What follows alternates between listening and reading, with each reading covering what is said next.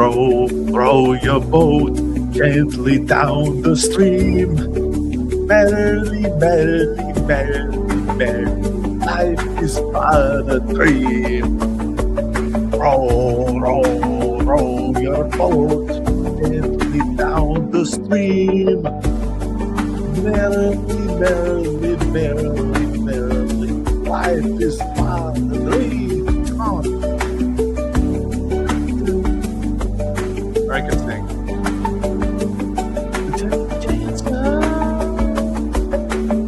Lieutenant Dan sucks. Lieutenant Dan sucks. Oh, Dan sucks. He sucks. He's worst. He sucks. Never trust him. Never trust the BA. I pity the fool. Hello and welcome to Raider HQ After Dark. And yes, I know you can hear my singing. So, how is everyone doing tonight? I'm doing actually quite well. Sorry for the last live stream that I did. Man, that migraine started hitting and my brain went straight to Mushtown, USA.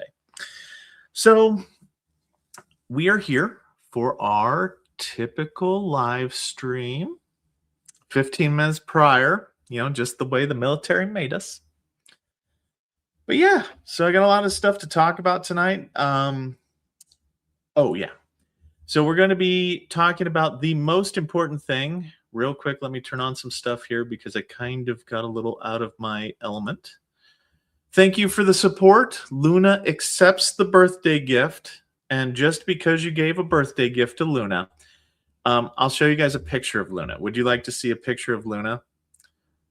Who would like to see a picture of Luna doing something very Luna-esque? I will wait for the chat in the live stream for somebody to say yes, because I'm okay. There we go. So, thank you very much. So this is Luna. This is Luna when she was 2. So now she is 3. But Luna, this is Luna's spot. So Luna is my passenger. She sits in the front seat. My wife can't even sit in the front seat of my car because that's Luna's spot. And that's how Luna sits in it. Now, granted, she's about 45, maybe 50 pounds heavier than what she was before. Oh no, this is when she was a baby. This is just tiny dog. She got much bigger than that. But she loves to ride in the car, and she is definitely my shotgun dog. She's ride or die. So this is my dog, and I'll show pictures of Zoe another time, but Zoe's my wife's dog. But yeah, so Luna is the one that you hear woofing all the time because she is an instigator and likes to woof periodically. So that's the first thing. So it is Luna's birthday was on the 11th. So I took her out to the local coffee shop, and they've got this little pup cup thing that they make for them. This whipped cream in a dish and whatnot. And she got an extra helping because it was her birthday. So she was really happy about that. But yeah, so it's kind of a good day. So let's see here. What else did I want to talk about before we get too far into it? Let me go back here to the channel. I want to look at the channel real quick, and I want to say we have had an amazing amount of growth as a channel. And I don't consider this just my channel. I consider it our channel because, we're all connecting as veterans. We're kind of making sure that, wait a minute, hold on. Seems like the good VA YouTubers have animals in the background. Laugh out loud. That's true. That is very true. But the channel has been growing exponentially. We had just a growth spurt. We're at 8,481 subscribers, and we're going to kind of do a special live stream. And we're going to make sure that at 10,000 subscribers, we're just going to kind of do something. I'm also going to be doing a live stream on Christmas Day. That's where we're going to make sure. I'm just going to do a long live stream on Christmas Day to make sure that nobody's alone. If any veterans are alone, you can come hang out with me. And my family and whatnot will, we'll do something early in the morning, but in the afternoon we'll kind of just have a veterans thing, where people could just hang out. Back when I used to work for the VHA, I used to go to we used to go work with the homeless veteran community and population, and I'd spend some time on Christmas, pretty much frequently, very frequently, and just kind of do stuff. Oh, geez, hold on, we just had ourselves a huge donation. Thank you so much, Cheryl. That is Luna. Luna doesn't appreciate it now, but she will whenever we get some special stuff for the Kong that she loves so much. We'll get her some whipped cream and some peanut butter put in there. But thank you so much for that. You don't have to do that. Nobody has to do that. But so that's kind of what we're on about right now. Is just kind of those are the two special events. I'm going to keep doing the Saturday question and answers, and I'll try to do some more videos answering the missed questions. So I have a complete video, like I have videos of missed questions that I've got to get to, but like with everything it takes time, unfortunately. And I'm trying to put out as many videos as I can. And I'm not sure if you guys saw the video today for the 55-year rule. That was a specific request, and I hope everyone got something out of that. I know that there was one person that thumbs down the video, and I was very curious about why they thumbs down the video, because I provide the receipts for everything that I said to include the policy. But I'm not so naive that I think I can please all the people all the time. But one of the things that I did want to talk about, what else is it? Trying to think about, that scam thing. I wanted to say I kind of rushed that video out, but that was the most wild thing. I've never seen YouTube before where my antivirus flagged a YouTube video, just the video itself, for there being a deep fake. Now there's voice augmentation that I've watched and whatnot, but yeah, it was very weird. I'm going to answer a question real quick, and it's going to be out of order, but this question right here, Josh Kane, it's hard to answer because it's specific to the individual. Okay. It's like with anything else that you can't generalize how that particular disorder is going to influence depression. It can influence quite a bit, but it can also not influence quite a bit. The act of having that can be potentially separately granted, and you can have it to where alcoholism and the behaviors that result from alcoholism can also be used to petition the rater to get a manual push to the next higher level. Because like if you get arrested for a DUI due to it and your alcoholism service connected, then that's an extraneous variable. Think of it like an extra scheduler rating almost, where you can use that evidence to kind of ask the rater to give you a higher evaluation that's not part of the 38 CFR Part 4. So I wanted to answer that question real quick before we got too far into it. Now, and you guys are going to flood me with questions, but I'm going to ask you to hold off on your questions for just a couple minutes because I do have a couple things I want to talk about. So the first thing I want to talk about is and I want to highlight something here. I want to highlight the salty old Marine. And I want to do this in the beginning of the video, so that way when people watch the video, you only get so many minutes. Very few people watch videos to the end, so I don't want to include this in the end. Even though he looks very angry right here, he seems like a very nice guy. The salty old Marine, this video specifically that I kind of snipped here, is how to get the best outcome from your VSO. Now, the video itself, I think, is a very good video, and I recommend that individuals should go watch it. I'd be very interested to see what Coasty and what MCM think about this video. But for me, a lot of the video I watched it all the way through, and a lot of to me, it provided a good foundation to start your claim application off right if you're going to go with a VSO. Now, I think it's criminal that this has been sitting here for 19 hours and only got 237 views and 57 likes. So, if you guys could go watch it and maybe comment on his video, comment on my live stream, and see what you think.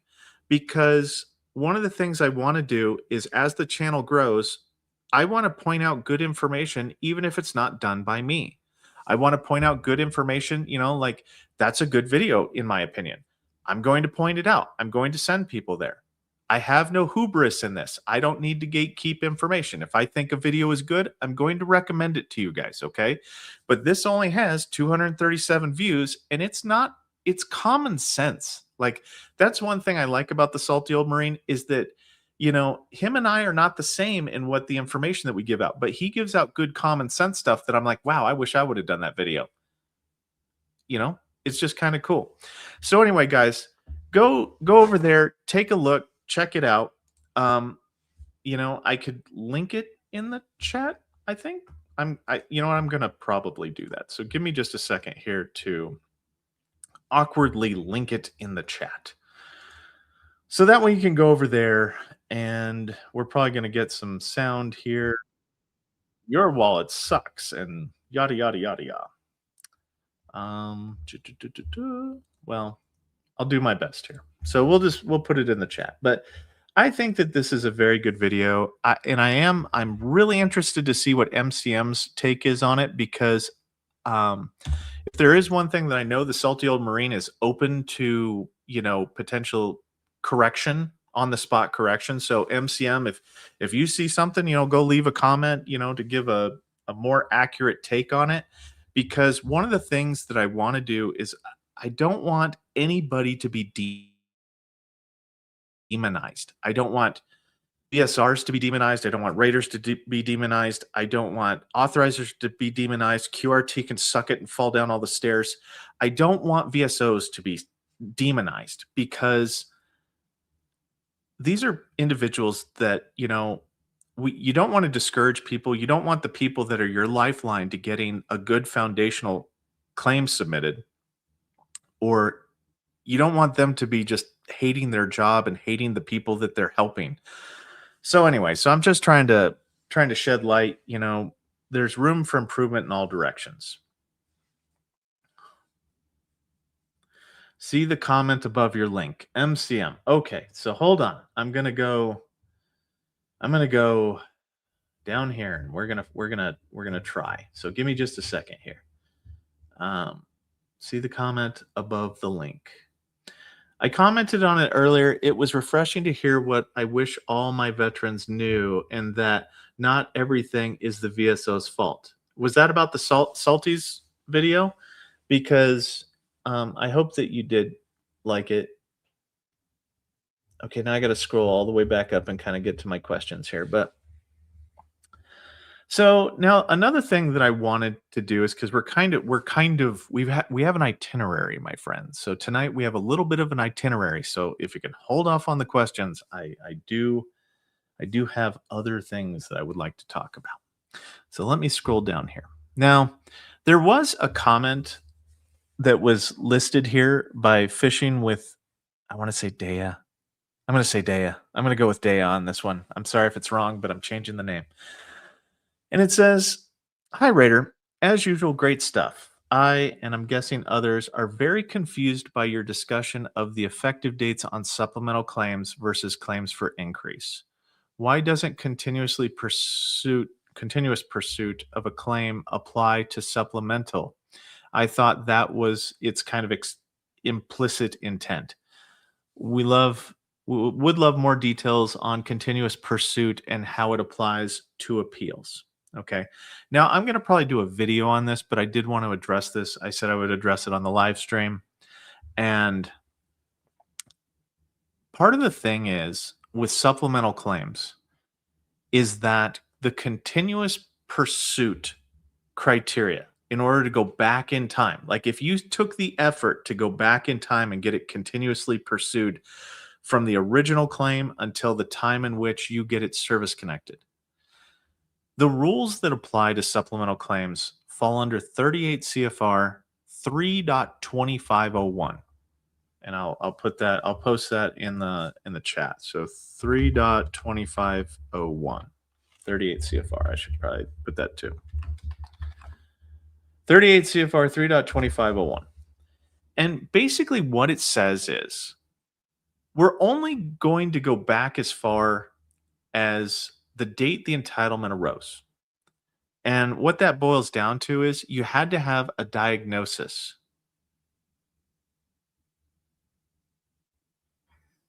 Okay.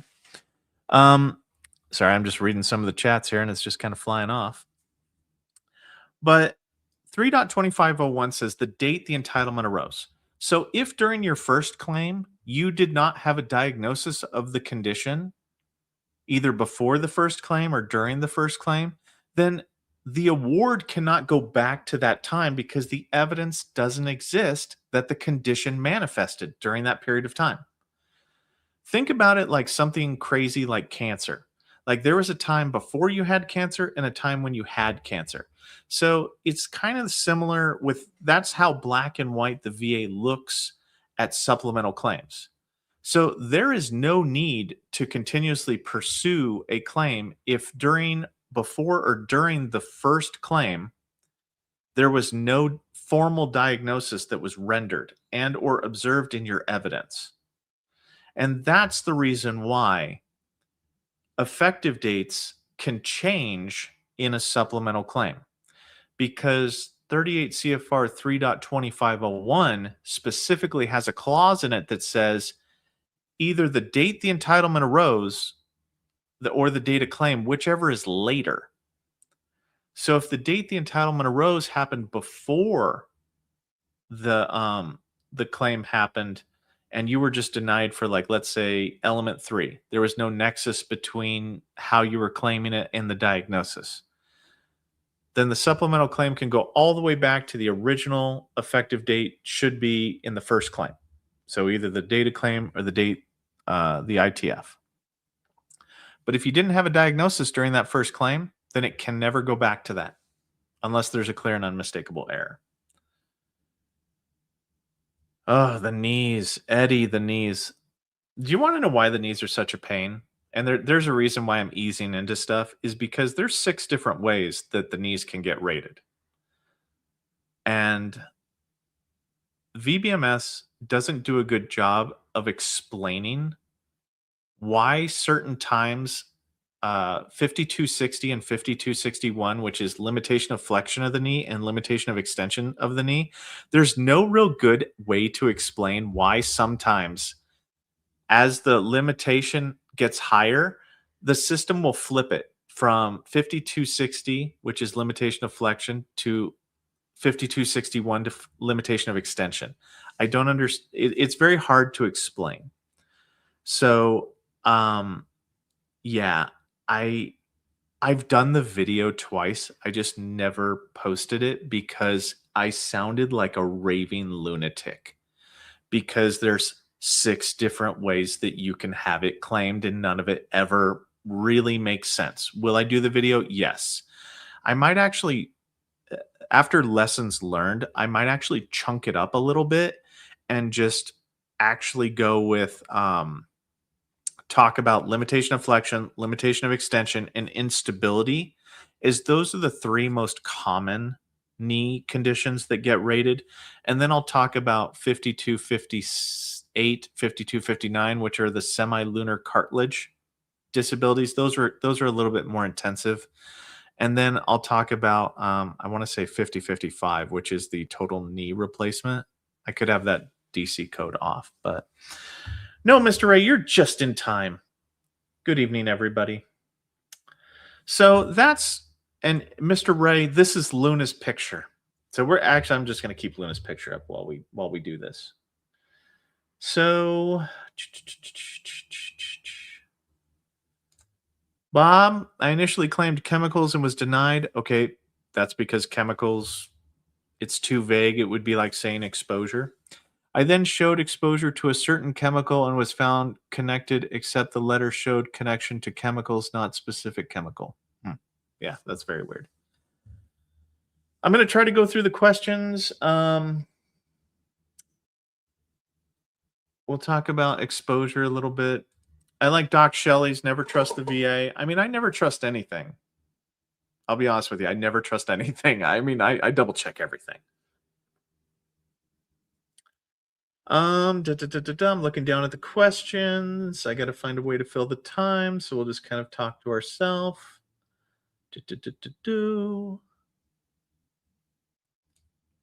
Thank you, certified. Best VA claims channel on all of YouTube, hands down, no question. Nothing even close. Please don't change. Being your authentic self. I have no plans on changing. If anything, like there have been some. Hey, Nomad, what's up with you? Everything's fine here. I don't plan on changing anything. I just, if anything, some of the behaviors of people basically attacking me a little bit have just solidified that I'm going to stay the course. Also, I have like I wanted to talk a little bit more about the private DBQ thing and the I know I've been getting a lot of emails and you guys I'm shutting down the email thing, but it does not stop you guys from sending the emails about which two companies are the ones that you said get a passing grade by you for their consistency on filling out private DBQs. And I still don't want to say anything just because I can't guarantee the outcome of what they're going to do all the time. It's just an observation by me.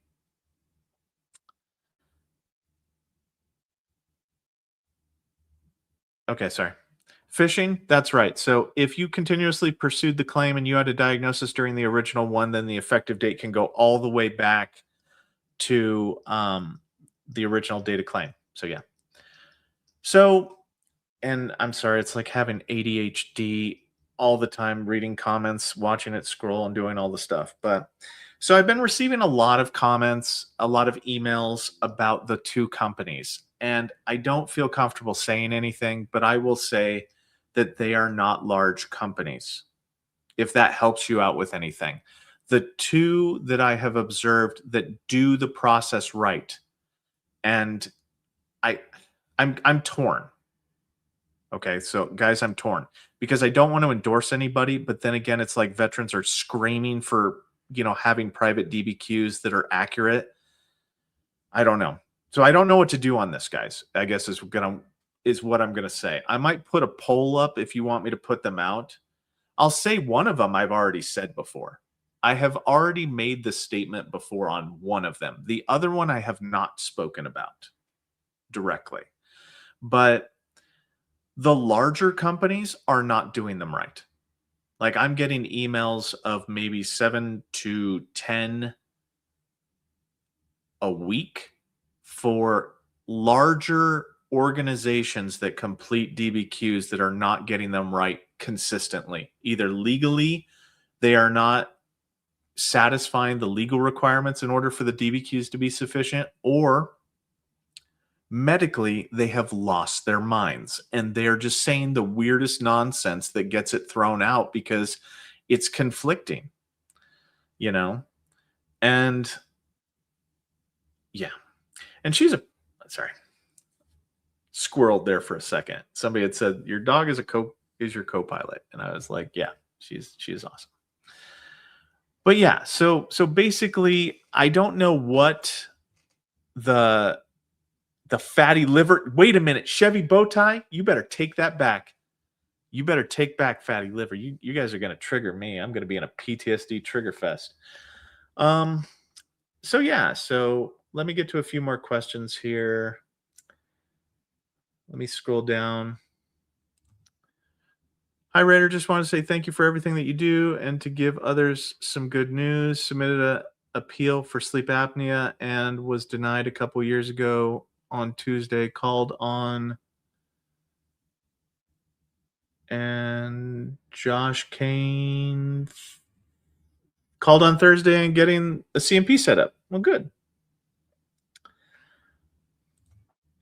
Hello, hello, hello. And then we got a different Josh here. Service connect for rhinitis sinusitis with Tara. I received a duty to assist error. I'm scheduled for a CMP exam. Should I bring up new Tara exposures that I qualify for as a firefighter? I would, Josh, I would, just because of that change that happened to the M21 on December 4th.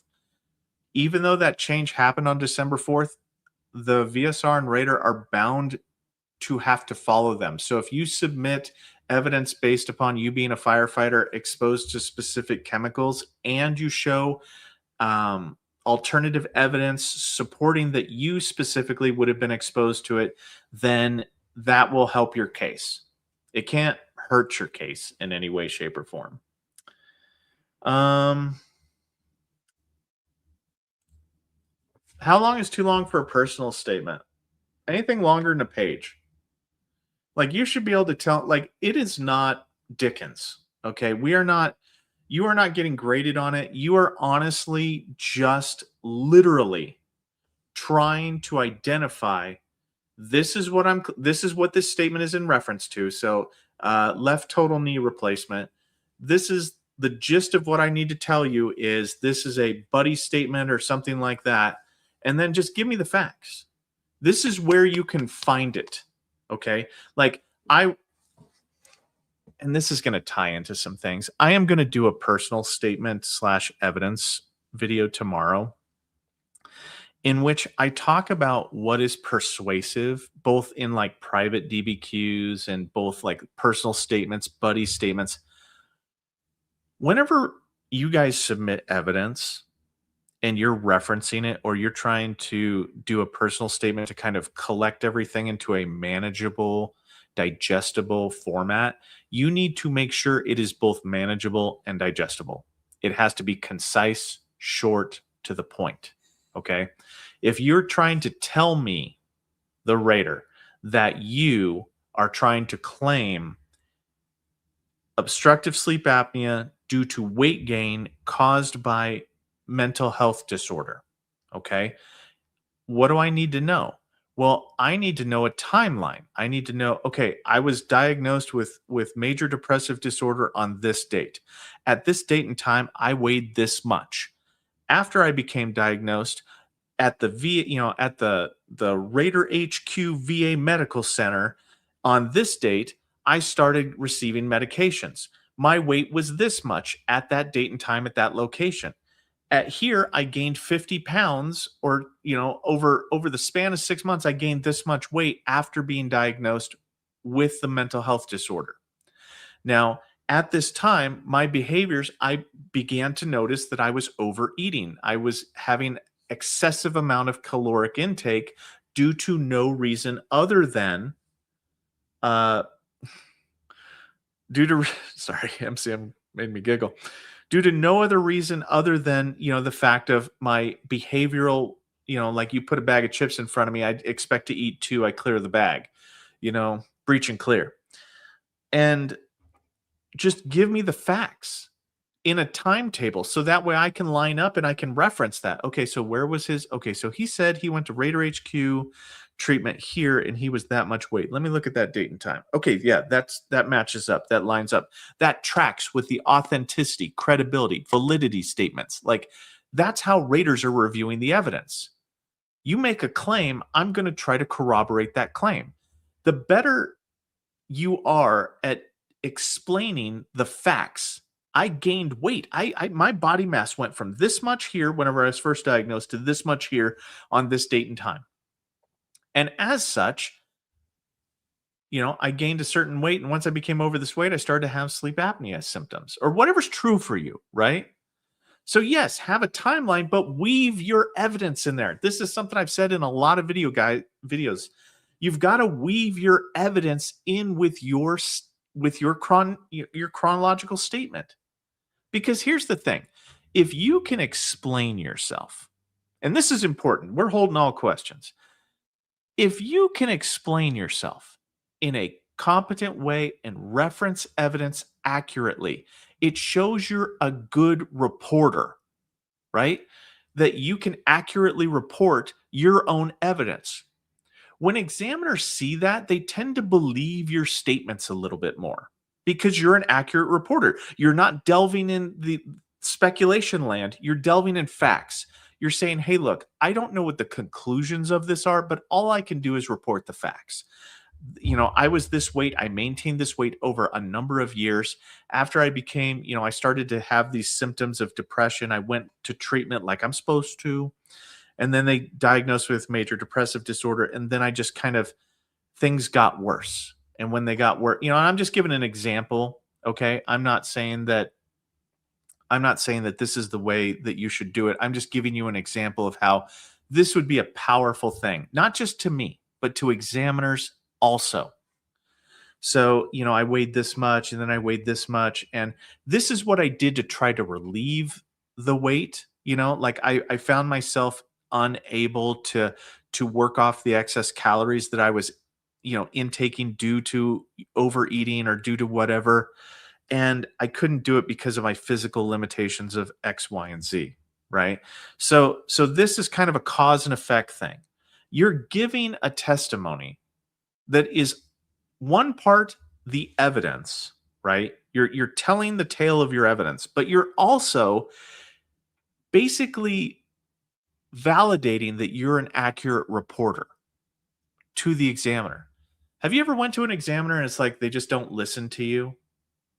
Well, that's typically because they're used to getting stories. But if you go in and you're like, okay, if you check, I provided a comprehensive kind of summary of my facts. So I hope that you please review that, and I reference all my medical records in there just to give you an idea of what I think it is. I'm going to leave that up to you because you're the professional. You gotta schmooze a little bit. Okay. You gotta schmooze. Um, no, she's the instigator. Sorry, I was looking at John Gold's question there of or statement of she's driving the car. No, she's trying to look for something to instigate. But anyway, that's kind of what I like to see in the personal statements because that's all they're meant to do. They're meant for you to highlight your symptoms, when they happen, where they happen, because you don't know if telling me when a symptom changed, like in the case of an increase, you don't know if that change in circumstance could give you an earlier effective date. So it behooves you to speak plainly, concisely, give facts on when things happened, when things were made worse, yada yada yada. So I hope that this need to be okay. So fruito life. Okay. Um, just need to draw the same conclusions. We'll see. And you can't force them to draw the same conclusions. The best that you can hope for is you become personable to them, you become a legitimate, accurate reporter, and then they're more likely to take your statements into consideration. If you go in there and you're all over the place and you're giving all these theories, but you're not giving any facts, then I'm sorry, but some providers discount your statements. That's how you can have situations where, and this is not true all the time, but this is sometimes true, why you can go in and say, hey, look, I've got these what do I want to call them? Flare ups. I have flare ups, and this is what happens, and this is how my range of motion. But then the examiner doesn't take your flare ups into consideration. They just go, no, he doesn't have flare ups. Well, that's because they didn't take your statements as factual. You can't force somebody to take them as factual, but you can try to look like the adult in the room giving the facts and statements and do your best. And then, however the chips fall is however the chips fall. Let me 549. We're not doing well on that. Gerald Armstrong. Hey, Raider, I sent in a whole bunch of stuff in my claim last month. I think they hold good weight. I checked on Chat GPT. Don't do that. Grok, don't do that. To see what AI overlords think. Do you think they are full of crap? Oh, I know they are full of crap. Now, AI is great at certain things. AI is horrifically bad at weighing the conflicting aspects of the 38 CFR against the M21 and weighing them in the order of operations. Which one is more credible? Which one takes precedent over the other? Like, AI can't do that because it doesn't know the behind the scenes. It would be like asking AI to review the PACT Act and whether or not something could be service connected. Well, AI doesn't have access to the PACT Act SOP, so there's no way for it to be able to accurately judge how the process works. It's similar to that, okay? So, um, veteran AI, actually, I'll say this. So, AI is great as a supportive tool, like gathering evidence, making evidence into a concise, manageable thing. AI is great at that. I'm not going to lie. Raters and VSRs use AI as a search tool to search cursive writing, like doctors writing to find certain words. Like it is perfect for that. Like AI is magical, and that's part of the reason why you see a lot of the speed up on claims processing is because, especially for the VSR side, is because all they have to find is like, hey, look, I've got to find one instance of element one, the current diagnosis, and I have to find one instance of element two in order to get an exam. And AI can do that in minutes, where it would take them typically like 30 minutes to an hour to research all of your records to try to look for that. The computer can now do it in seconds. So it makes it to where VSRs can get you an exam much faster, but it also makes them more complacent and lazy because they trust AI too much, in my opinion. Ashton Martin, if the VA diagnoses you with PTSD due to MST, is that good enough nexus to go with markers? It's a good enough. Okay, so the way that you have to look at this is elements. It's good enough to satisfy element one. Element two will be the markers. The markers will be element two. You must have element one, element two, and element three. And so this does satisfy element one. And then the markers will be reviewed by a human. So that'll be good. Marvin Childs, hi Raider HQ. Thank you for all your wonderful videos. Happy birthday, Luna. Yes, happy birthday, Luna. If a Blue Falcon family member falsely reports you to the VA, what happens? Oh, this is actually a really weird but interesting question. Um, Basically, there's a hotline, and depending on there's like kind of like a tip line for OIG, and what they'll do is they'll kind of look to see if there's think about it like a child protective services review. Like they'll see if how many complaints are there. Is they'll start going into your social media and stuff. Like they'll look, they'll probably do an investigation, and if you have it also depends on what they said and how they said it versus what you're diagnosed with. I've never participated in one of those, but it would just be evidentiary review. Now, it could go all the way down to the point where they actually give an investigation where a private investigator follows you around to see, because we've all heard of that, like, but for me, if you've got no shame in your game, then I wouldn't care. I'd just do my own thing. That would be like somebody going, "Hey, look, Raider, he's not really that disabled. Look at him." Yeah, okay, well, send your private investigator. I don't leave my house but maybe twice a month. I mean, for any length of time. Like I might run down and get a cup of coffee real quick, but I have to run back real quick because that's how long I can stay out of my house. But yeah, so I don't know. It just depends. And then thank you, Spectre, for the gifted sub or membership, gifted membership. I don't know why I want to say sub. Thought I was on TikTok or Twitch or whatever for a minute there. So let me try to find where I was, and this is going to be hard because I'm all over the place, but we'll go with this. Corporal Wood Army. Okay. Is December and January good months to file as far as the quality burn? Yeah, those are fine. I would say that they're neutral or average. Like when it comes to quality burn, there's good is October, November, December type thing. And then the bad is July, August, September. Everything else is good. I mean, there's another good period of time in there, 6 months, like April time period, because you do midterm reviews and people are more concerned about their quality during their midterm evaluations. But yeah.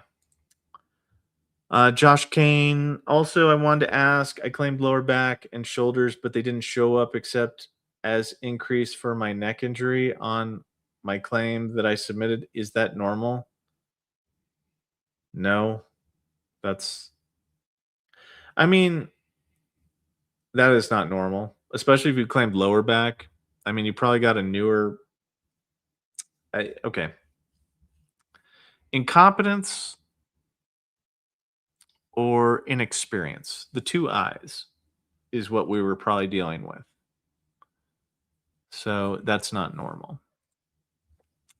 Appealing mental health increase since 2024. 4 private DBQs say increase, but supplement scheduled for CMP each time with lower evaluations from VA examiners. Can I ask VSR not to schedule this time? Is it safe to? I mean, what's the worst they're going to do? I would do it. I see.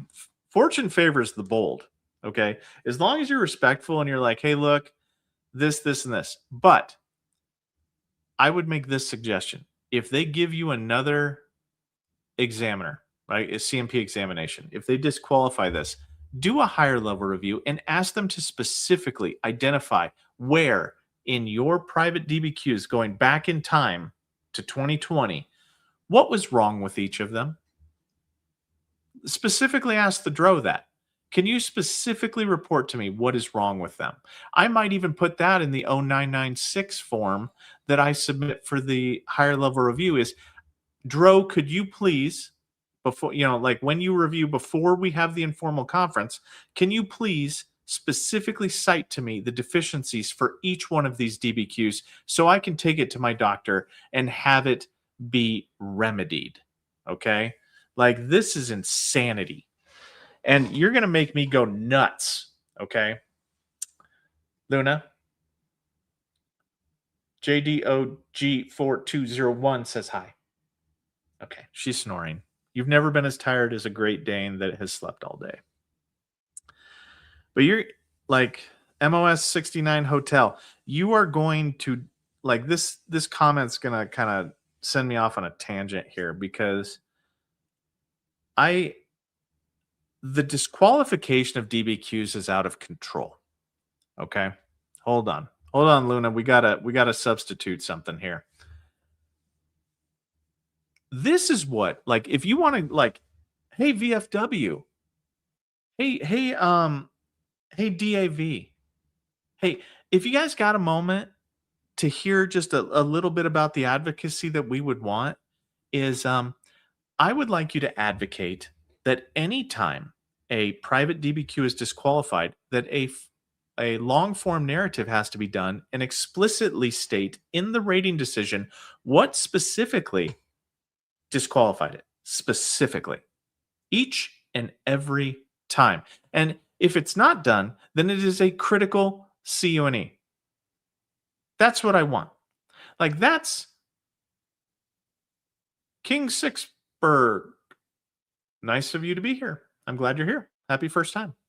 So, but this is the thing. Like, this is what, like, guys, when we're talking about like what the DAV and the VFW, mostly the VFW, I have never seen a group of people glad hand themselves and pat themselves on the back to the point that they could probably give themselves a disability for dislocating their shoulder on things that don't really, like, some things matter, but I want actual advocacy that does the most good for the least amount of effort. Like, that level of, like, we would like to change the forms. I don't give, okay, I'm not going to swear. I don't give a foxtrot about the forms. The forms can easily be filled out. Like, if you can't fill out the forms, you take it to a VSO. The VSO can hopefully fill out the forms. There's a remedy for that that's already in the books. Okay, like, they're too complex. Okay, do you want to know what else is complex? Is the fact that you have to fill out a supplemental claim 13 times because they won't tell you why you were denied in the first fa-la-la place. How about that one, VFW? How about you put that in your pipe and smoke it? Like, get your happy ass into Congress and advocate for that, please. Or is that just too much? Is that actually like putting rubber to the road, and is that too much? And let me just say this. I don't dislike the VFW. I don't dislike the DAV. I don't dislike the people that are advocating for us. What I don't like is I don't like empty platitudes. I don't like empty advocacy. If you're going to advocate, then you get in there and fight like a bulldog for us, and you fix the things that need to be fixed. And it pisses me off. It does. It just does. So yeah, I don't like, and I don't like to be like that, but I mean, it would be like, hey, officer, somebody broke into my car, and it's like, oh, don't worry, we're gonna take care of it. The newspaper boy missed your front porch and got it in your rose garden. We're gonna handle that. And it's like, no, sir, I need you to fix the fact that people that are breaking into my car. Oh no, we're gonna get on that newspaper boy. The aim should be better on that newspaper. And it's like, why thank you for nothing. Like, some of the advocacy is cool and stuff, but it's like they don't even understand what the fundamental problems are. Like, what gives veterans an ulcer about the process? Because I don't know about you, but there is nothing like, and I'll be honest with you guys, there is nothing more upsetting than having to deny a veteran and you look through their records and it's a procedural reason. Now, I will go through and I will fully explain. Hey, look, if you want to successfully appeal this, you would need to do this, this, and this. This is what is required in order to potentially overturn your previous denials. But there is nothing more crestfalling than looking at somebody's records and seeing like 13 different denials in there, and nobody told them anything, and they keep just throwing spaghetti at the wall because they haven't been giving me, they haven't been given any other reason not to. I dislike Lieutenant Blue Falcon. You missed my singing earlier. Lieutenant Dan sucks. All right, so let's keep going here. Trucking. CMP exam scheduled for Tuesday. Any suggestions? It's the same suggestion I'm going to give to everybody else that has a CMP coming up, because they always ask me, any suggestions? Number one, tell the truth. Number two, go into the 38 CFR Part 4 and try to figure out what it is you are claiming that's getting that CMP exam. Go in and see how it's rated, and then speak to that evidence if you have that evidence. So if you've got migraines, then you need to speak to what prostration looks like if you have prostration, and whether or not it has severe economic inadaptability. One of the number one mistakes that people do whenever they go into a CMP exam is they didn't actually look before the CMP exam to see what the VA cares about. If you go into a migraine exam and you start talking about all the different medications you're on, you have made a mistake that will come back to you in the form of a 0%, because the VA does not care. You could be on every single medication known to man and under God, and it doesn't matter, because that's not how the VA rates the symptoms, or the compensable rating. It's not based upon the meds you're on. It's based upon the symptoms that you have. So if you spend the time reviewing other things, then, that's bad. Now, Truck and I will also say that if you do that, okay, if you actually focus on the symptoms, then your husband doesn't actually have to focus on every single facet of the examination. They can stay focused on, oh, you only care about this and this. Let me talk about this and this. And let me be clear, because I know somebody's going to come flying in here in a few minutes and go, well, that's disingenuous. Well, that's them speaking to some, no, that's them just organizing, picking the nuggets of information and not wasting the examiner's time with stuff that doesn't actually matter. That's what it is. So whoever you are, I know you're going to be coming in here. Just calm down and just saddle the horse for later, and you can come riding in later whenever I say something else that you don't like. Because I do say stuff that people don't like.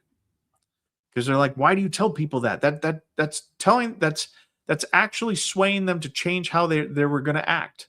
Well, I'm telling them to tell the truth. I'm telling them to say the true things, but only say the true things that matter.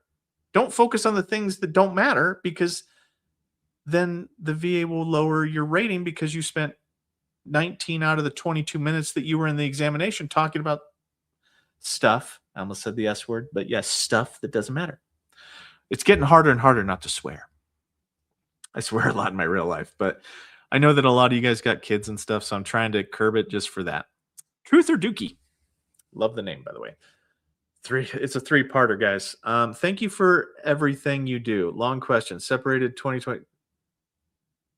I already answered this, I think. IVDS. Yeah, you would just claim it. I did answer this. You would just claim it under an increase for the lumbosacral strain.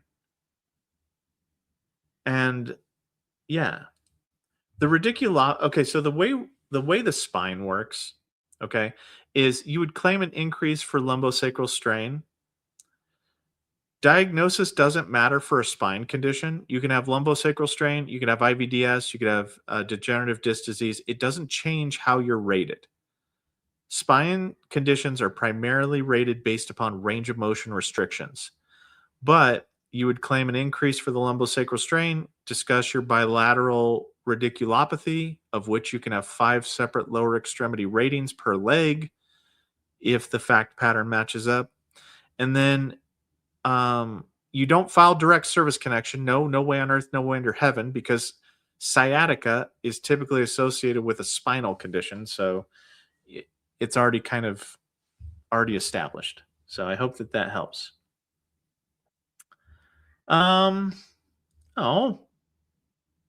Player Bungo. Thanks to your videos, man, I was able to get rated at 100% PNT.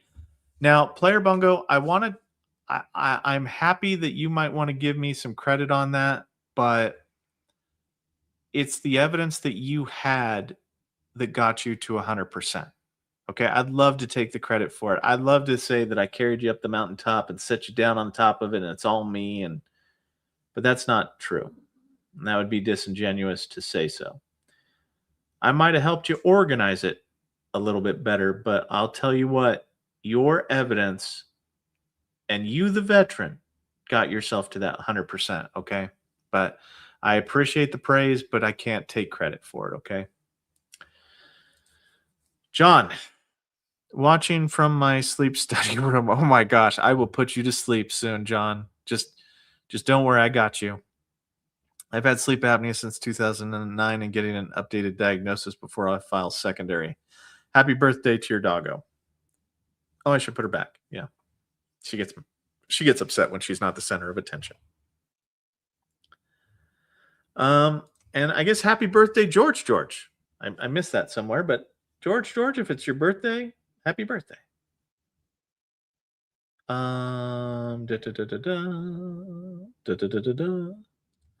Brian, I have a TDIU claim for PTSD and migraines. I moved to step 6 before an exam. Can a rater grant TDIU without an exam or employer info?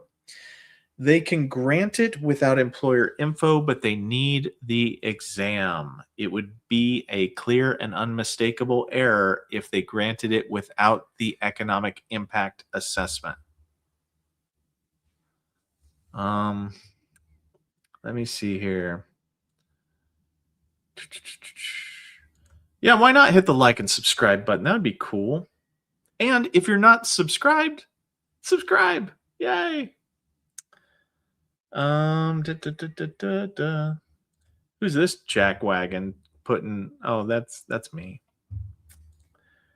And then we'll definitely watch. Yeah, and go watch that video based upon the salty old Marine. That was a very good video. I will give credit where credit is due. CPAP, not Chat GPT. Got a claim letter today, and they rated me 0% for 2 things. I think I should be higher. What do I do to ask for a higher rating, being it just rated today? Okay. So typically you want to go through the rating decision and you want to see number one, what theory for service connection did they apply? Did they apply the right theory for service connection? Number two, what evidence did they cite in the rating decision that is true? So there'll be like, we gave you a non compensable rating, and then there should be some like bullet points as to what facts they found. And you want to see what facts they found versus what facts you had. Now, if you did not have evidence of record at the time of the rating decision that showed what it needed to be higher than the 0%, then you would get that evidence and do a supplemental claim. If you can prove beyond a shadow of a doubt that you had that evidence at that time, then you might want to do a higher level review.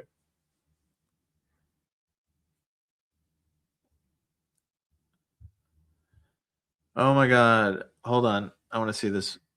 I'm reading something on this on the scrolly chat here. I got radiculopathy 10% in each leg. I had read where it is 10% per leg, but they give you 10% if it is bilateral. I had been told that something. No, they're all separately rated if they can be. When are you going to make a video about radiculopathy of the upper extremities? I have about 2,000 videos to get done before I feel like, soon, hopefully. I'll give you a little preview of it. You can only have one rating decision for upper extremity radiculopathy per arm, unlike the lower extremities. So for the upper extremities, what they do is you'll be either diagnosed for the individual nerve for the upper extremity, or if you have multiples, then they combine it into 8513, which is all radicular groups, which that when they combine more than one nerve per arm into that all radicular group thing, it gets like, it becomes a big deal because it can go up to 90% if it's severe. So just some food for thought. I will be doing that video in the future. I'm going to be doing more how is it rated videos. You should do a weekly reaction to the VA Claims Insider video. I have never actually watched their videos, but based upon what you said, Dash, and I think you and I share a similar kind of thought on certain things with how you've commented in the past. I don't think I want to, because I'll probably just go for the throat. And I don't want to be like that. But these AI channels where they're putting out bad information, like, I feel like the little Dutch boy putting my fingers into the holes of bad information, where there's just this endless stream. And I'll be honest with you, bad information is the sizzle. People love, because you have to think about it. It's like they'll say something that's horribly, monstrously untrue, and it gets you to watch, which gets them money. Like, a lot of money. There are some companies out there that are currently putting out bad information to get you to want to watch them, to get you to want to subscribe, to get you hooked on them. And it's hard to fight that. Like, my 55-year rule video, I'm the only one that has that take on it. Let's be honest. Let's be honest here. Like, people will be like, yes, the 55-year rule's in effect. I don't know what this Raider guy's saying. Except that the 55-year rule is not in effect, because we're not doing routine future exams anymore, for the most part, unless they're required. So you don't need the protection of the 55-year rule anymore. So it's I guess it's like a security blanket level of protection. It's like, makes you feel good, but it doesn't actually do anything. I don't know. I will not name and shame Nomad Mike, just because I am a gentleman. The thing I would like to do is I would like to lead by example. You remember that from the military, right? Like, lead by example. That's where respect comes from. So I'll put out the good information, and am I 100% right all the time? No, I'm not. That's why Jim, who is an accredited attorney, he likes to say some things, and I love it when he does, because I want him to keep me honest, because I have my perspective, but I don't have all perspectives. So that's why MCM's here. That's why, GC Jarhead's here. That's why, like Coast Guard's here, like people that are in the know of Coasty, but that's why people that are in the know of the process, right? Because I do want to have multiple perspectives on things, because sometimes if I'm not growing in my interpretation of things, then I am stagnant, and stagnant is nothing that the VA system needs. So, anyway, and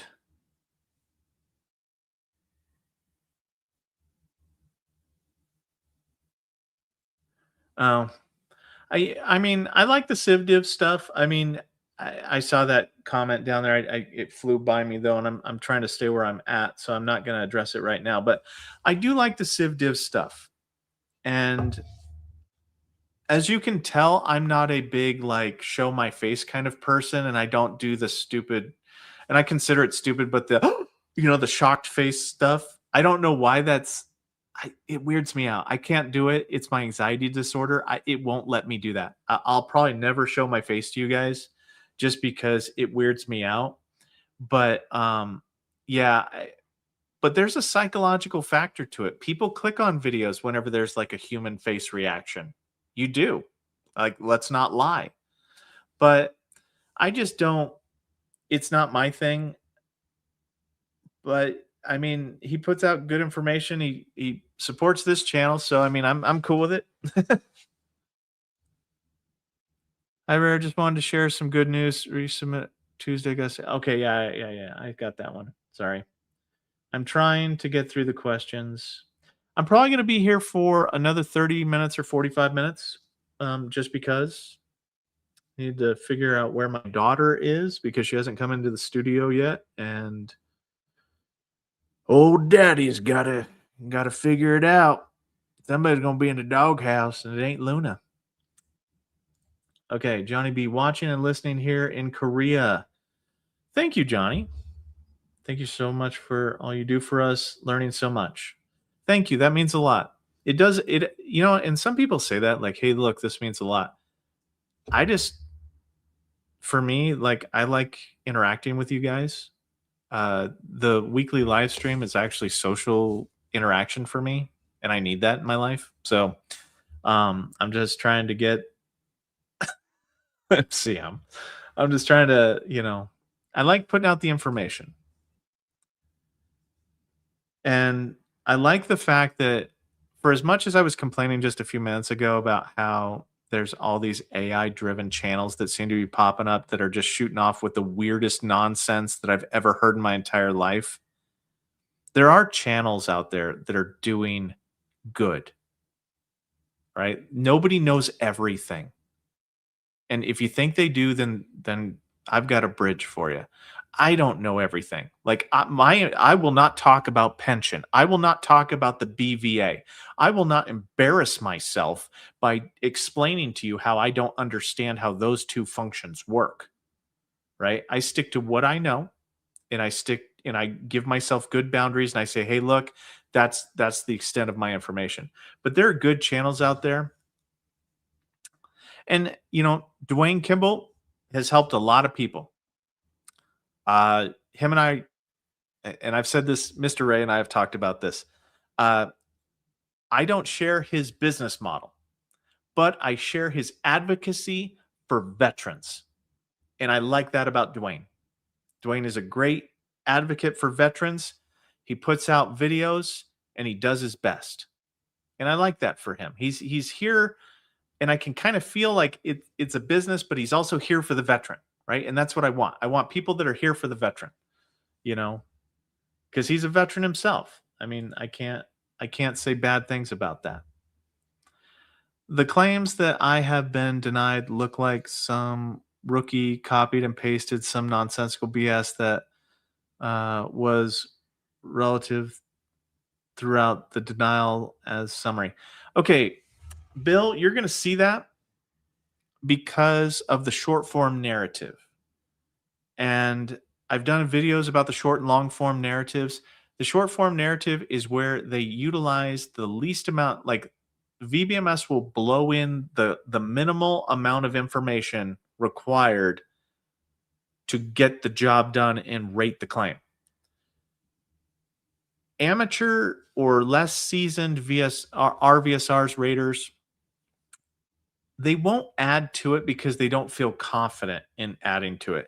You get a 25 plus month rater that knows what they're dealing with, they'll add to it. They will add, they'll add in and I always recommend this to all raters, add in the the medical opinion. Copy and paste the full medical opinion in your rating decision when you deny somebody, because that way they at least know what it is that the examiner said. So that way they can take that to a different doctor and rebut it, right? Because this is explicitly what he said, start to finish, what the examiner said. Not every rater does that. And, okay, Mike Colbert said some nice things, and I will get to that in a little bit. But thank you, Mike. I appreciate that. But that's why, Bill. So, Bill, you're dealing with experience issues. You're dealing with a comfort level of issue where they don't feel comfortable actually like weighing in on the topic, adding additional stuff. Where me, I have a lot of time in the day when rating because I can get my points in 4 hours out of a 10-hour day. So I will spend the time to kind of look and see and double check, triple check things. I'll get the foundation of what I'm going to rate, and then I'll go, okay, let's look at this from a different angle. Let's see if there's any vulnerabilities to what I did. And then I'll go back and I will do a full review again and double check to see was it the fifth man in the room or something like that, where you kind of look at it, you take yourself out of the equation and look at it like the veteran and say, okay, is there anything on here that's out of place or out of whack? Or, the idiot in the room is what I used to call it. Be the idiot in the room and just look at it. Take your hat off for a second and just look at the evidence and see, is there anything wrong with it? Does it not make sense? Is there any kind of inconsistency? And, not every rater does that. And what's weird, and I've seen people post this that have claimed to be raters, and I don't doubt that they're raters, but they say, there's not enough time to review all that stuff. The hell are you doing all day? Literally, is it a reading comprehension thing? Do you just not read fast? Like, what is going on with you that you can't get these claims done in a timely manner? Like, see, that's another thing. Hold on. We go, Luna, hold on a second. I don't understand how people can go and say that they can't get their points. I mean, we're talking 25 plus months level of production value. You need for a 10-hour day, 11 and a half points to get to 110% of your production value. That means you're meeting expectations. That takes 3 to 5 hours depending on the complexity of your claim if you're good at your job. I do not understand how people can claim that they don't have, there's just not enough time. What are you doing? Like, literally, what are you doing? Do you just not have, and some of this might boil down to not having a good process, but once you have a good process, you do the exact same thing on every single claim. There's very little deviation. You take the exact same steps in the exact same process. You do the exact same thing. And the reason why is because the examiner decides the examination. As long as you leading up to that particular conclusion, when you look at the medical opinion, as long as all of the legal requirements have been satisfied up to that point, the examiner decides whether or not it's service connected. The examiner decides whether or not A, B, and C is completed. I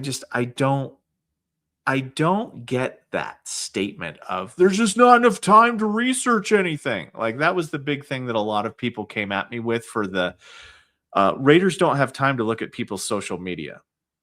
I could write a book in the time that I have extra in the day, like answering questions all the time, like literally hours, 6 hours to just do what I want, spending that time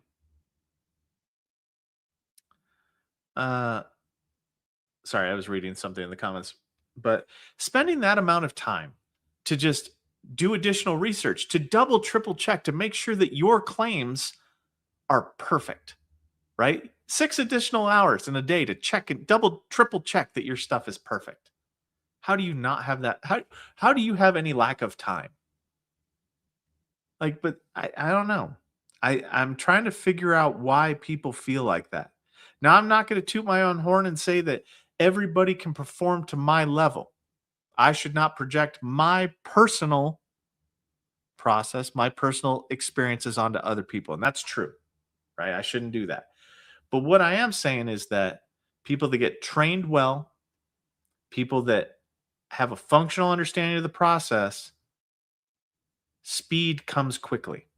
So if you are not fast enough, then there's a then there's a problem with the training and or the process, because speed should be just instantly, you there's like an aha moment that people have, and it just kicks in. Um if the VA combines two claims, does it still redeem an ITF that was filed between the first and second claim? Okay. So this is kind of going to frustrate you. So if you file a claim, all the conditions on that first claim get whatever ITF that they are qualified to get. And if there is no ITF before that first claim, then all of the conditions on that claim get the date of claim in which that first claim was submitted. If you should file an ITF after you file the first claim, right?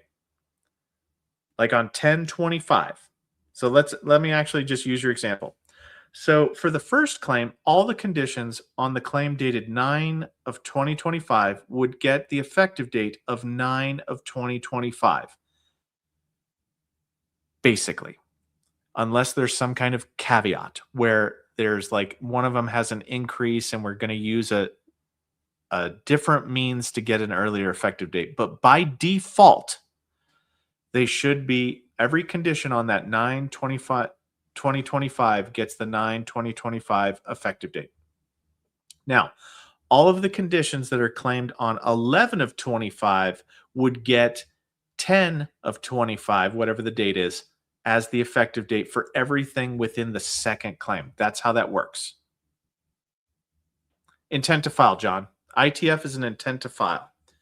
So, sorry, I should have probably explained that. So, the intent to file, ITF, that's what you're going to see. That's what the VA uses as the acronym for intent to file.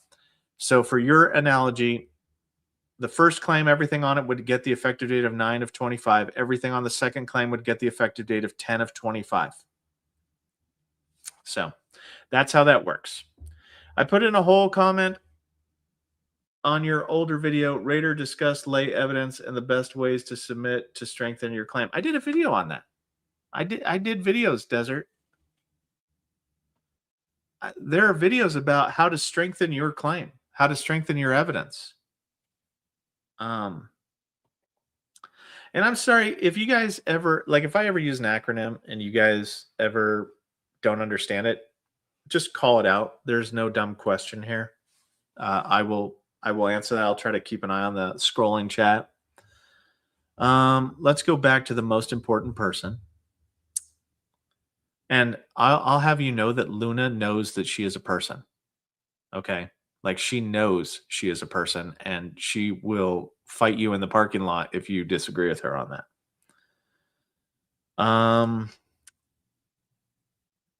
Received bilateral acromion clavicular joint strain for 20% on the left shoulder. Never claimed the right shoulder. DBQ shows both shoulders examined with range of motion. Should I have received the bilateral factor for both shoulders? Okay. So it looks like you received left shoulder granted.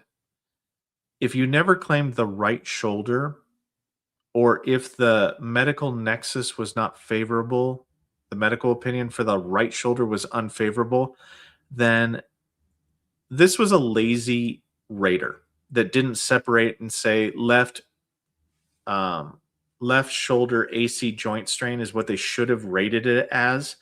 This was a lazy rater.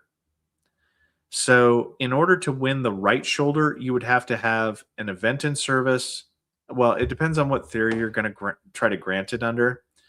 But sorry, Flavor Flav just said something funny. Um, yeah, that's true. That's true, Kenneth. That is true. That's a funny statement, but that is true. So, what I would do is, in order to get the right shoulder service connected, you would need to pick which theory makes the most sense. Shoulders can be granted due to direct secondary aggravation. Uh, because the AC joint strain, it couldn't be a muck me. So those are the only three ways that it could be granted, or an 1151 potentially, but it doesn't sound like that's the case. But you would have to put your best theory forward and try to get it service connected. Just because they wrote bilateral AC, acromion clavicular joint strain, it doesn't mean that that's what it is granted for. It's granted for left shoulder. Okay. I hope that that helps. Question. After exams are complete, it goes to no. I should actually stop doing that, but I'll read the whole question and then I'll say the answer. After exams are completed, it goes to the rater, right? Do they review the DBQs for errors, contradictions? Who decides if it gets kicked back to the examiner, or can they order a new one? Okay, so here's the process. When the exams come back, the claim is still in the development status. Okay, so because it's still in the development status, a VSR will be the first person to touch the claim after your exams are returned to the VA. At which point in time, they can be a good VSR, a bad VSR. If they find deficiencies with the exam, they'll send it back. Like if it's wholly incomplete, they'll send it back, or they'll send it to the rater typically. But if they didn't complete something, then they'll order the missing aspect of it. Now, what happens is once the VSR is done with it, they should do a final review of all development to see if that's completed properly, and then they'll send it ready for decision. Once the claim goes ready for decision, there's a delay there, or there can be a delay there, and then it gets given to a rater. The rater will do a full review of all the development to see if development did everything right, which currently is not something that happens a lot. There's always something wrong with something, and you wonder why they get paid. Not trying to be mean to VSRs, but gosh, guys, you guys got to get better. But what happens is the rater will do a full review of all the evidence to make sure, number one, if the rater's doing it right, they should look at the exam request. They should make sure that all the evidence got put before the examiner, make sure that all the duty to assist to gather all the evidence that the VSR or that the veteran had claimed that they wanted part of the record or should have been reviewed and pulled was of record, and that that information was given to the examiner. Then they will review the DBQs, and then they will see, is there any kind of authenticity, credibility, or conflicting evidence issues within the DBQs, or the medical opinions or medical contradictions, like you said. Then the rater will decide if it gets kicked back or not. It is within the rater's express power and authority to determine whether or not something is sufficient for rating purposes at that point in time or insufficient. If you had a private DBQ, the VSRs can review whether or not it's sufficient for an examination for private DBQs. And then it would be up to, it would go through the process like I stated beforehand, and then the rater would have final say. Now, the rater can overturn certain things, but in this case, if there was any kind of conflictions, the rater would want to defer back and either have the VSR order rework exams or do it themselves if they're savvy enough. So I hope that answered that question. And let me see here. We got Mr. Ray coming in here with, I have an incoming dumb question. There are no dumb questions. I know you said you said you would wait until March for cognitive exam, but I don't think I don't even think the VSR will get to my claim by then. Would you file? I mean, you can file. Um, I just they're going through the claims pretty quick. So, I mean, you can file now, you can file then. We're not in a bad time period.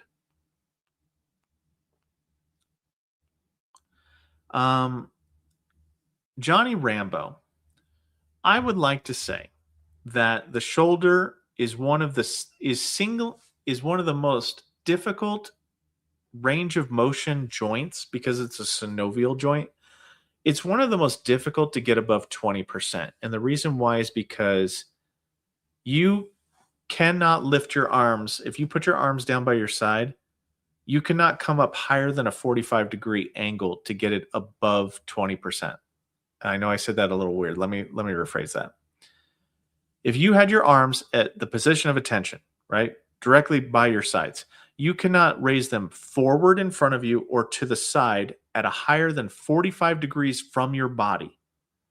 If that's as far as you can go, then you can be higher than 20%. If not, then painful motion, minimum 20. That's all you get, basically. Let me see here. Put a claim in and got my decision yesterday. Rated on PTSD. In the letter, it talked about major depressive disorder, and then my claim went back to step 3. Said something along the lines of that there was further review, meaning. So what can happen is if you had multiple conditions that you claim separately, like if you claim PTSD separately, then you claimed major depressive disorder, then sometimes what can happen is you can get granted for PTSD, and then they will go through and they will try to see if major depressive disorder itself is associated with the PTSD. If not, then they'll try to determine whether or not, like, you would have PTSD granted and major depressive disorder denied. Then they would go in and ask the examiner, can you delineate or can you separate out the symptoms from PTSD from major depressive disorder? The majority of the time, the examiner can't. And they'll say, no, we can't delineate or separate out the symptoms. So what that means is you get to keep all the symptoms under PTSD and you get granted and rated at the highest evaluation typically. There's a lot of caveats to this, so just keep that in mind. I know I criminally did not get to very many questions tonight, but I will be having to go soon because I've got to go look for my daughter. Let me just try to pick out and see if, and you watch yourself, Chevy Bowtie. You watch yourself with the fatty liver stuff. I'll come for you. It's going to happen. Do not anger the Raider.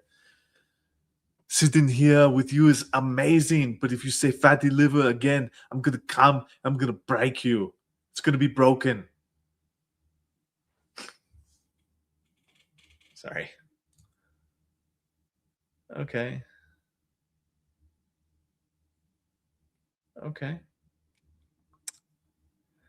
Let me see here.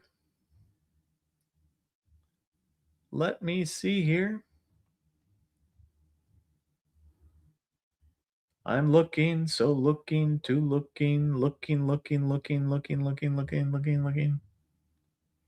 Where is it?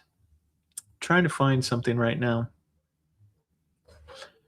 So how is everyone tonight? How are you all doing? Unfortunately, I'm going to say that, showing up early to the live stream because I start 15 minutes early helps with the ability to get your questions answered, because typically by the time they start, you guys will pop off with about 100 questions and I can only get to 10 at a time or something along those lines. Let me see here. I'm looking for something specific and I cannot find it. I would also like to thank DMNPL1. Now, they are not a VSO, but they are a moderator on the channel, and I don't actually highlight them very much, and that's criminal of me, and I feel bad, so I'm going to highlight now. give a thank you if you can to all of the moderators on the chat because they do, like MCM and GC Jarhead. They all do a great job. Everybody does a great job. Even the non-moderators on here that they are VSOs do a good job of helping me to answer the questions. So I'd like to take the time to thank everybody involved. And I just don't do a good enough job. Now I've actually called them on the phone, and they're great. Like I need to call them again, but because when people are putting in the emails, they said, "Hey, give me a call," and so I just call people up. I've called a few people up just because they give me their phone number, and I like to talk to people. It's kind of a social thing. But yeah. So, and let me see here. We got another. This one. Thanks for doing the live streams, Down Dog. Thank you. Thank you and guys, thank you for all the support. You guys are awesome. It's great. I appreciate it. So I think I'm going to wrap this up here. We're at 125. I think I'm going to wrap it up pretty soon. I'm going to answer a few more questions, but these are going to be Luna related questions. Yes, she is very behaved in this. She doesn't bark or woof at anybody. She'll just stare at them. She barks when she's at home, but she doesn't actually bark at people when she's in the car. She just looks at them funny. So if I go through like a drive-through or something, they will they'll be like, "Oh my gosh, your dog is so well behaved," and I'm like, "She's actually not, but she's very, very very weird. She's just adorable." And let me see here. Let's see if we have any like actual questions. Let me see here.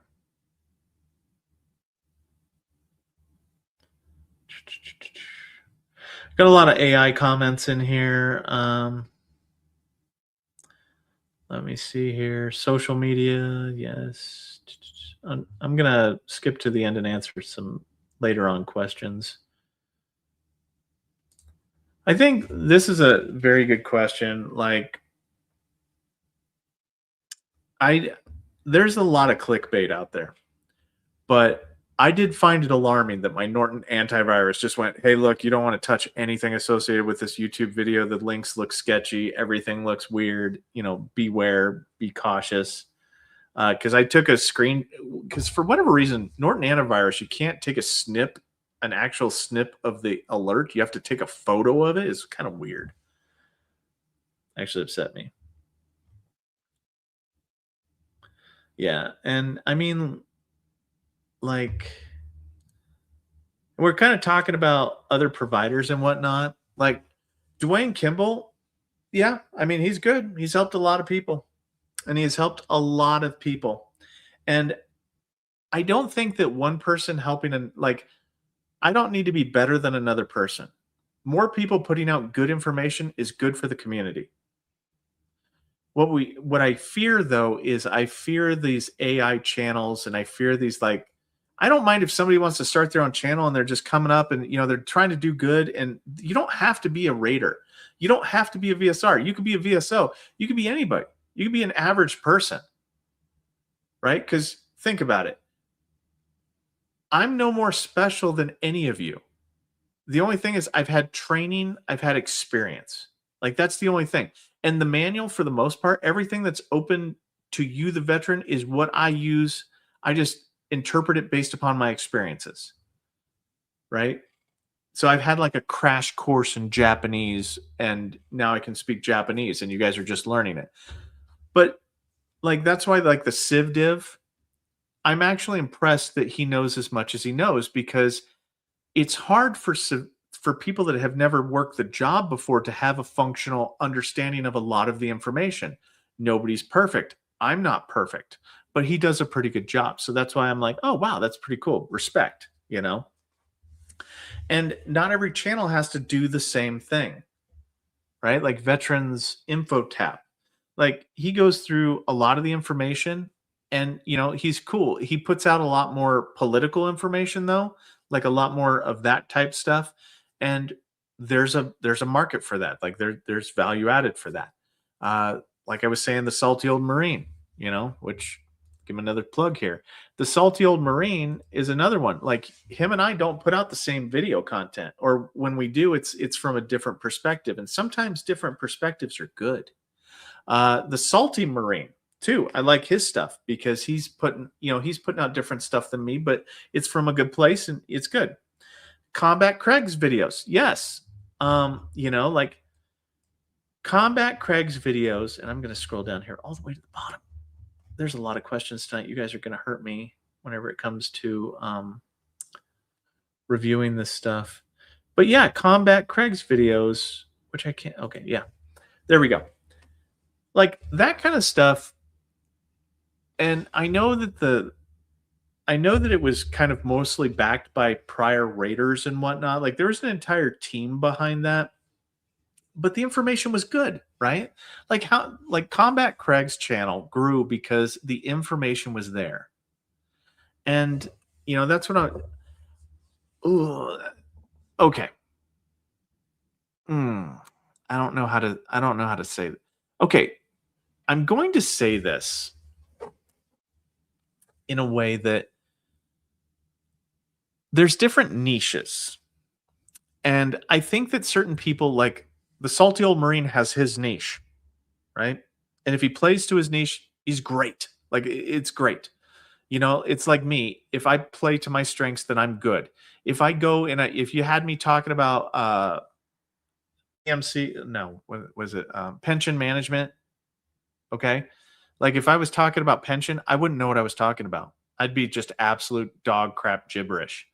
And so I don't go there. I know not to go there. But there are some people, and like the first Gulf War Marine, he hasn't done very many videos, but the stuff he's talked about is okay, but it's kind of to this niche of, hey, look, don't do this during your examination is what I'm kind of seeing on it. And I'm not talking crap about the guy or nothing like that. I've posted on his channels a couple of times, and it's kind of like that can only go so far. So like like what to do with the exams, I can predict based upon what I've seen on the exams because I've seen a lot of exams, right? Like I get to see what happens on exams, like behavioral norms associated with exams because I've seen a lot of exams. It's very hard to kind of project your experiences constantly on exams. So I don't know. Like for me, I'm waiting for more information. Like I'm waiting for the first Gulf War Marine to branch out into kind of what his videos are going to be about after he stops talking about the exams, because he's pretty good at, delivering information. I mean, I like the way that he kind of weaves it into this like basic training acronyms a lot of the times. I mean, I couldn't do that. I don't know. It's kind of fun. But like and I'm not like he is a former Raider, right? There are a couple of former Raider channels out there that I like. Yeah. And I share Joseph's philosophy on it. Like him and I don't share the same business model, but we share the same love of helping veterans. So me and Mr. Kimball, I want to say it's Kimball, Dwayne. I'm just going to call him Dwayne. We're on first name basis. But yeah, Dwayne's cool because, he has that love of helping veterans. And that's where I think like a lot of content creators need to come together with that in mind, of the love of helping veterans, and just move from there. I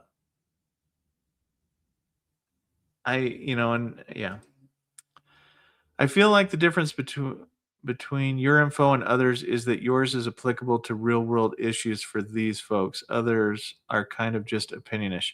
Well, now that's where I might disagree with you there, MCM.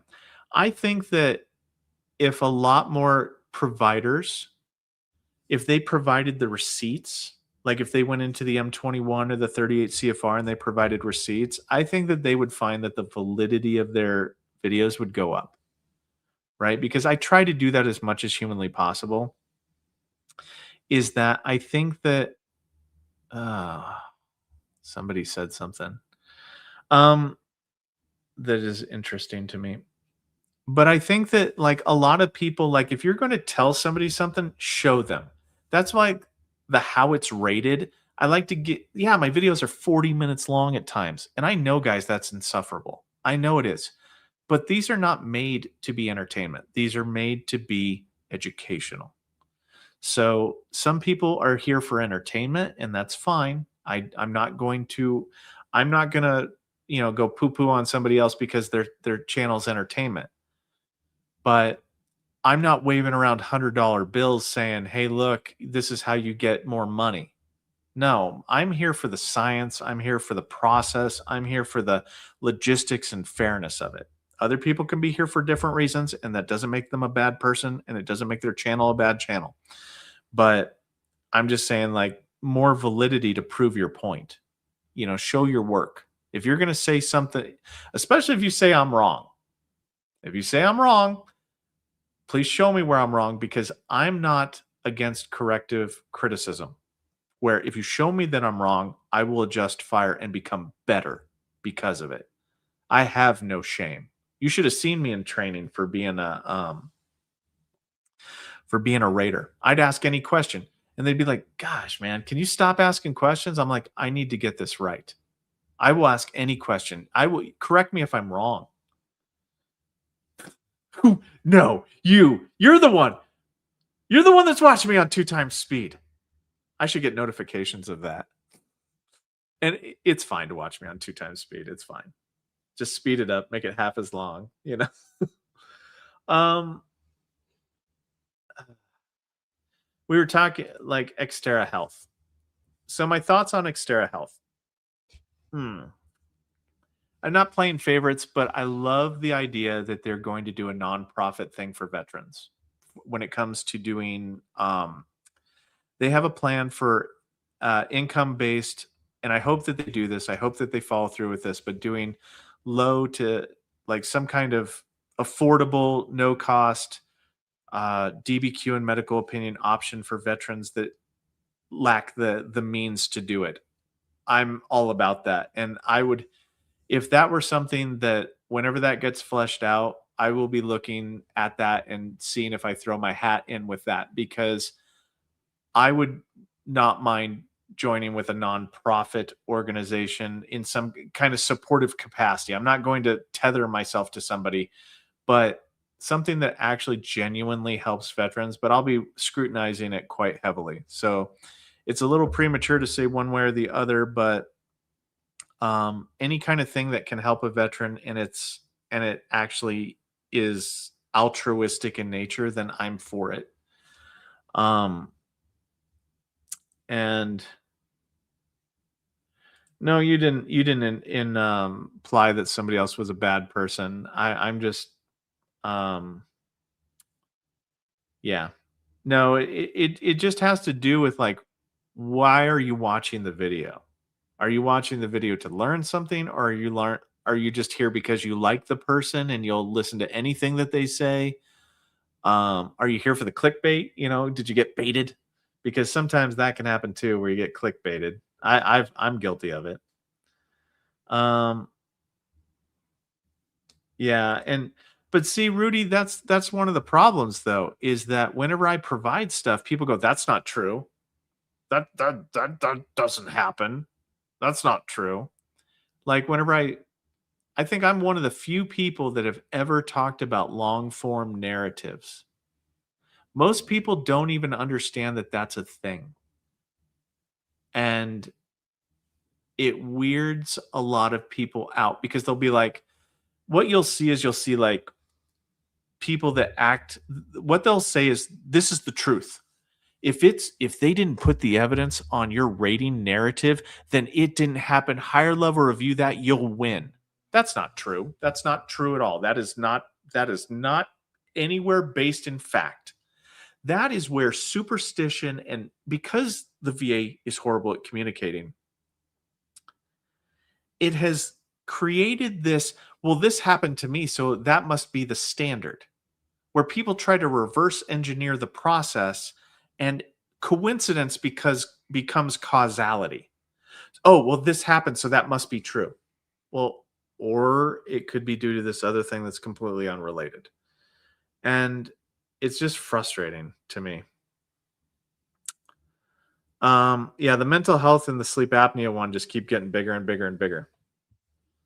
Sleep apnea is another one where where are some of the ones? Migraines. Oh my gosh, like the reason why migraines was one of my first videos is because people kept saying, "Hey, look, you need to give them your migraine log and you need to give them a list of your medications." Those don't matter. Nobody reads that. Who reads that? Nobody reads that. There's no reason to read it because it has nothing to do with the rating. It has nothing to do with rating it. And I mean, like, and it sucks because you guys are told, hey, look, if you guys get you got to show your medications and you do all this effort and you do all this migraine log and you show them that they have to take it. They have to. Guys, these people on the internet told me they have to take it. And I'm just sitting here going, oh my gosh. No wonder people are so pissed off. That has nothing to do with anything. Prostrating migraines is what matters, right? So yeah, the misinformation. I don't know. The salty old marine. He's getting the longest shout out known to man on my background. By the way, I just didn't notice that he's there, and Luna needs to be important. But he got the longest shout out known to man. So he owes me a coffee, by the way, for giving him a shout out that long. And I'm gonna keep the videos long. I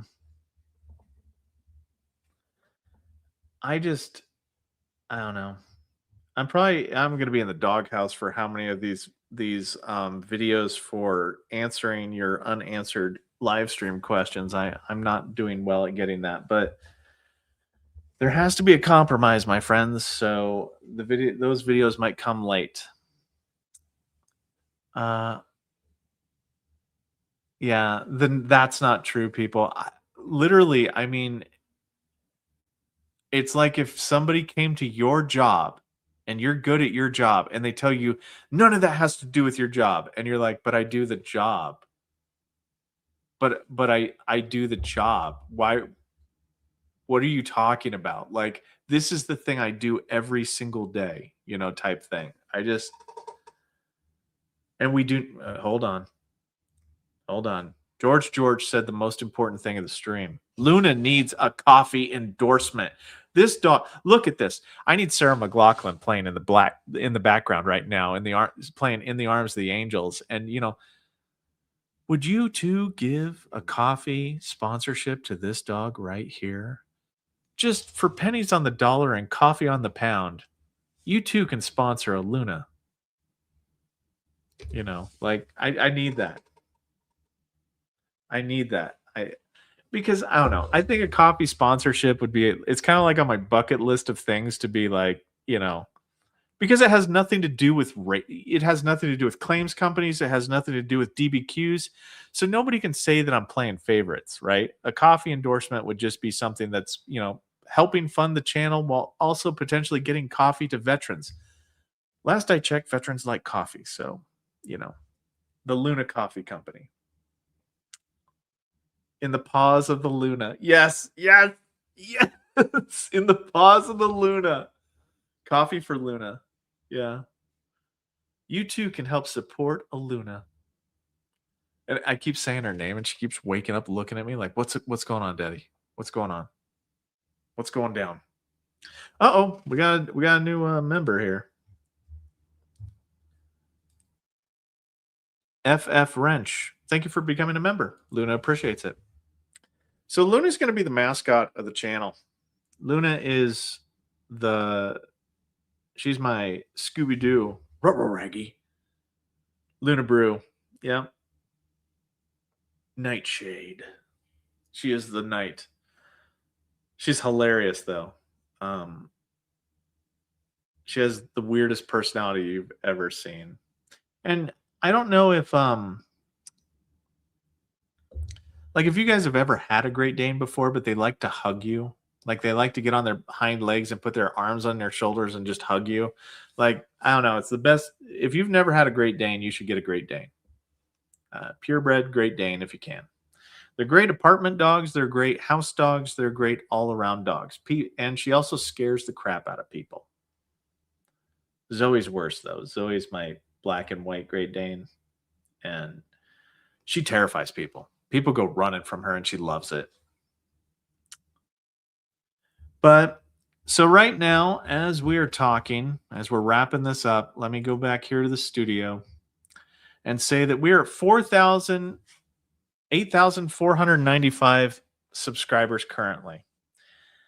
The videos are doing awesome. You guys are doing great. The only recommendation that I have is, if you can, force yourselves to watch to the end.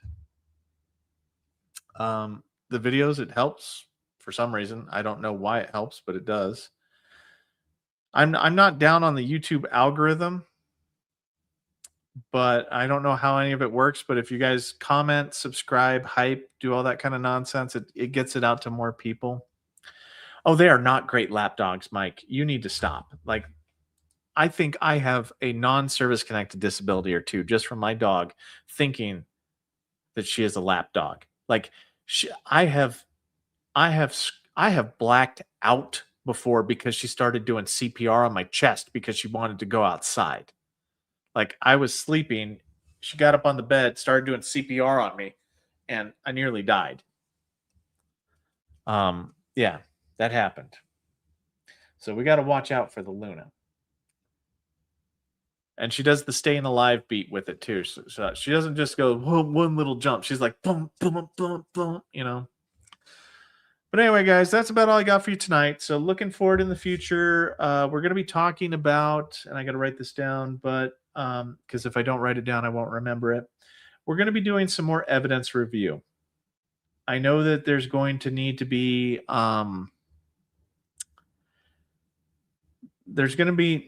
more, how is it rated type things. And we're going to get to it. We're going to get to the heart conditions. We're going to get to some more lung conditions. We're going to do the knees. I mean, all that's there. But we're also going to be doing evidence review, because a lot of people are like, hey, look, how can I better format my evidence? Now, if you haven't looked at some of my videos, I do have like, what is a good personal statement? And those still ring true. Like my older videos, I haven't found a reason to redo any of them. So if you guys want to go back and look at them, you can. See, Robert, I have a problem with this, is because I don't want to play too many favorites. Like, I've already said what channels I like. I like Dr. Sharma's channel. I like the Salty Marines, both of them, the Salty Old Marine and the Salty Marine. I like the Civ Div. I like watching Veterans Info Tap, but it's more of a kind of an entertainment type thing. I typically like watching smaller channels that are smaller than me. And I like to see what's being put out, because if anything, it tells me what the pulse of the veteran community is, because I don't just look at my own. I look, I'm not one that I tip my nose up at people below, that have less subscribers than me. That would be a stupid thing to do. I like to look around. I give advice whenever I can give advice. I'm wanting to like certain people, but I'm just waiting for them to come into their own whenever they, when they figure out, it's a concise. Hold on. I like concise medical. Where is it?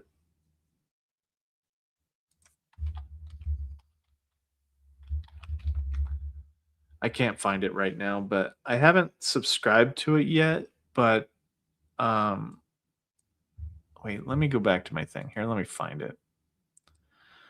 We're going to find it together, people. We're going to find it together. Honorable mentions. It's going to be Concise Psych.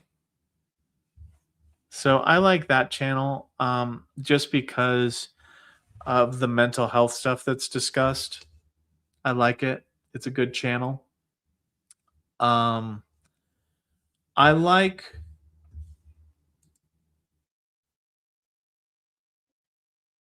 I, I like Craig's channel.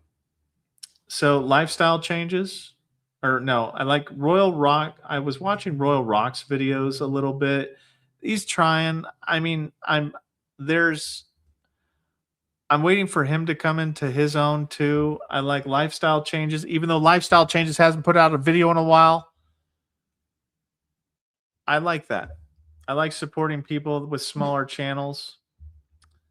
Um, yeah, for right now, that's about it. I'll do more later on, I guess. Um, I'm just kind of right now trying to. I mean, it's a day job, just getting my own stuff.